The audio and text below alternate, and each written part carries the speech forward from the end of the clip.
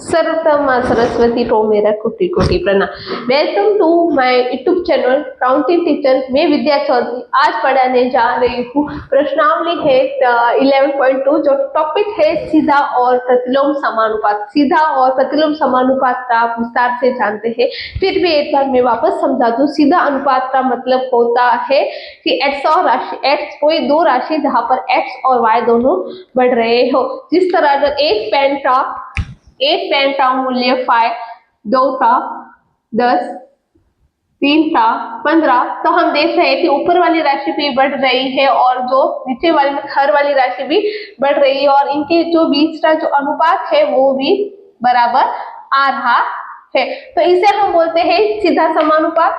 और प्रतिलोम समानुपात क्या होता है वो मैं पहले बता दूं, क्योंकि अगर आपको प्रतिलोम समानुपात अगर आप नहीं जानते तो आप इसे सॉल्व नहीं करेंगे। तो हर क्वेश्चन में प्रतिलोम समानुपात को मैं बता रही हूँ। प्रतिलोम समानुपात का होता है कि अगर किसी कार्य को करने में सपोज करो 2 लोग करते हैं, उससे 4 दिन में अगर मजदूरों की संख्या, ये दिन है और ये है मजदूर, ये है मजदूर, अगर मजदूरों की संख्या कम कर दी जाए तो क्या दिनों की संख्या बढ़ जाएगी। तो हाँ, हम यहाँ पर देख रहे हैं, इसे हम x का नाम देते हैं और इसे y का। और हम जब देखते हैं कि x की राशि बढ़ रही है तो y की राशि कम हो रही है और इन दोनों का अगर हम गुणा करें 8 बराबर इस तरफ 8, मतलब x और y को गुणा करें तो हमारा राशि, हमारी जो समान संख्या हमें प्राप्त होती है। और इसी नियम के आधार पर हमारी जो नियम x1 y1 मतलब x और y को जब गुणा करें तो x2 और y2 के बराबर होता है। तो प्रतिलोम समानुपात का आपको अच्छे से समझ में आ गया है। मतलब इसमें ये ऑपोजिट होता है, एक राशि बढ़ती है तो दूसरी घटती है। लेकिन सबसे पहले एक लाइंस मुझे याद आ रही, मोटिवेशन लाइन, जो कि मैं हमेशा हर एक वीडियो में कहती हूँ। आज भी कुछ इंपोर्टेंट लाइन है मैं आपके साथ में शेयर करूंगी कि भगवान श्री कृष्ण कहते हैं कि हर चीज का उदय अचानक नहीं होता, चाहे वो कोई भी हो। सूरज का जब उदय होता है तो वो भी धीरे धीरे होता है और धीरे धीरे वो ऊपर आता है। तो किसी भी इंसान के अंदर धैर्य और तपस्या है तो वह इस संसार को प्रकाशित कर सकता है। तो आपको मेहनत के साथ साथ धैर्य भी बनाए रखना पड़ेगा, क्योंकि हर एक चीज का, जिस तरह बोला है श्री कृष्ण भगवान के, हर चीज का उदय अचानक नहीं होता, वक्त लगता है। तो आपका भी वो दिन जरूर आएगा। आप अपने मेहनत करते रहे, कर्म करते रहे, फल की आशा ना करें और लगातार कंटिन्यू मेहनत करें, क्योंकि यहाँ हर चीज मेहनत से मिलती है।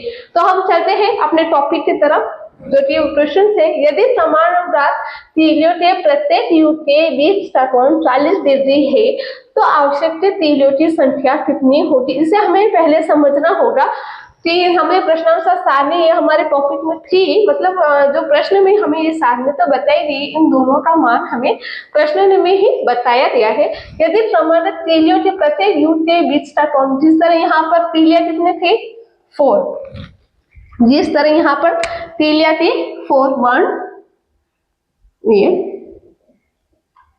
ये 1, 2, 3 और ये 4, तो हर बार 90 डिग्री का कोण बन रहा था हर बार। फिर उन्होंने 6 तीलियां बनाई ये इस तरह, तो हर बार उन्होंने 1, 2, 3, 4, 5, 6, तो हर बार क्या हो रहा था 60 डिग्री का कोण बन रहा था। लेकिन अब क्या हो रहा है कि हमें तीलियों की संख्या पता नहीं है, लेकिन जो युग के बीच का जो कोण है, मतलब यहाँ इस तरह जो कोण बन रहा है वो 40 डिग्री का बन रहा है। तो सीधी सी बात है कि अगर 90 डिग्री पर तीलियों की संख्या 4 थी, 60 डिग्री पे 6 है, तो 40 डिग्री पे क्या होगी, इससे ज्यादा ही होगी।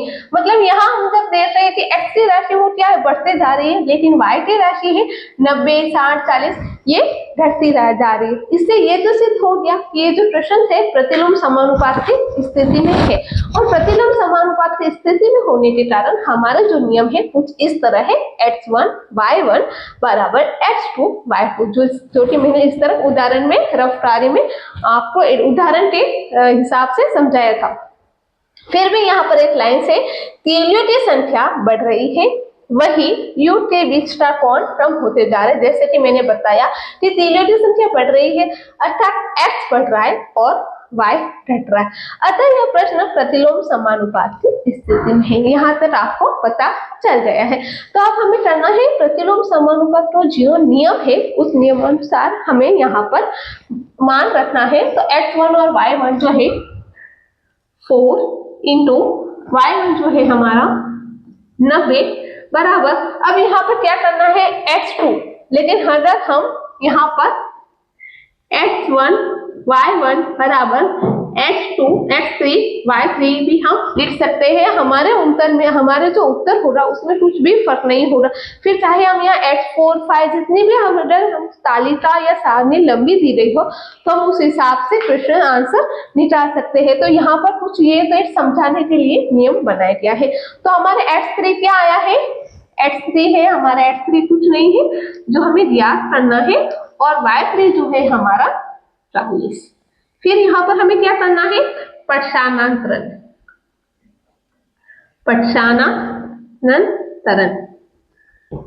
प्रसानांतरण जब हम करते हैं तो 4 इंटू 90 बराबर ये जो था x3 इसी तरफ रहेगा और ये जो रहा है होगा ये हमारा बराबर जो होगा सेंटर में आना चाहिए, ये लाइन के बीचों बीच होना चाहिए।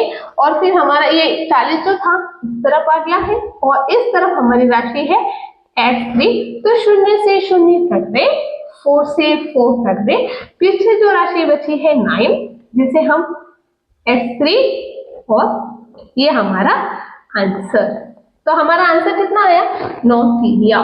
9 इकाई किसमें है, तीलियों में 9 तीलियां। और हम इस नियम को यहाँ भी लिख सकते हैं x1 y1 बराबर x3 y3। क्या ओके, तो हमें हमारा आंसर मिल गया। कुछ भी अगर डाउट लगा, कितना आसान था, बहुत ही आसान था। प्रतिलोम समानुपात मेरे पढ़ाने का तरीका आपको कैसा लगता है, अगर आपको समझ में आता है तो प्लीज मुझे कमेंट पे करना, अगर नहीं भी समझ में आता है तो वो भी मुझे बताना। मैं और अलग अलग वीडियो जो है आपके सामने लेके आऊंगी, अलग अलग जो विधि है वो लेके आऊंगी, लेकिन आपको समझना आना चाहिए। ये है मेरा, जब तक आपको समझ में नहीं आएगा मैं खुश नहीं होगी कि मेरा काम है पढ़ाना, और पढ़ाने से भी सबसे ज्यादा इम्पोर्टेंट है आपको समझाना। और अगर मेरा पढ़ाया हुआ ही अगर आपको समझ में नहीं आता है तो मेरी पढ़ाई व्यर्थ है। तो मेरा सबसे बड़ा मकसद है कि हर एक बच्चे को समझ में आना चाहिए, हर एक बच्चा जिसके मन में किसी भी प्रकार का डाउट नहीं होना चाहिए और आप मैथ में टॉपर बनना चाहिए। यही मेरी एक आशा है, सपना है। तो आज का वीडियो पसंद आया हो तो लाइक करें, शेयर करें, सब्सक्राइब करें। मिलते हैं अगले वीडियो में, तब तक वंदे मातरम।